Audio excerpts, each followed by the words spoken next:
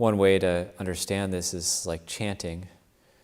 So for those of us who get really enthusiastic about wanting to do things properly and perfectly, we might get into proper chanting pronunciation and try to get the chanting pronunciation perfect. But there's actually no such thing as perfect chanting pronunciation. It actually doesn't exist. There's no perfect pronunciation to the chanting. If you're Burmese, if you're part of the Burmese tradition, then you'll think the perfect chanting pronunciation is this: Namo Dada Bhagavado Arado Dhamma Dhambuddhada. And that's perfect. That's the perfect pronunciation. Or thinking there's such a thing as perfect Pali pronunciation is like thinking that there's such a thing as perfect American English pronunciation. You could say that anyone who speaks California surfer slang is speaking perfect English, and that's the perfect and the right and the one true proper way to speak English.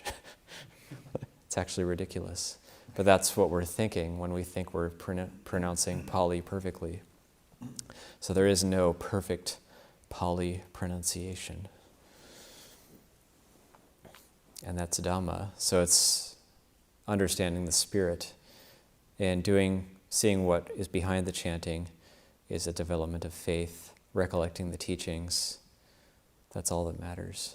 So whether you do Sri Lankan or Burmese or Thai or the new American version of doing the chanting, then it doesn't really matter what the pronunciation is, as long as we get the meaning behind it. That's why the Buddha recommended learning the Dhamma in your own language. The Buddha didn't even speak Pali anyway. Pali is just a close approximation of what the Buddha spoke. He spoke an unwritten language called Magadhi, or a sort of like a dialect of that region. Pali is a close approximation of that. So looking to the spirit of the teachings, the spirit of what we're doing.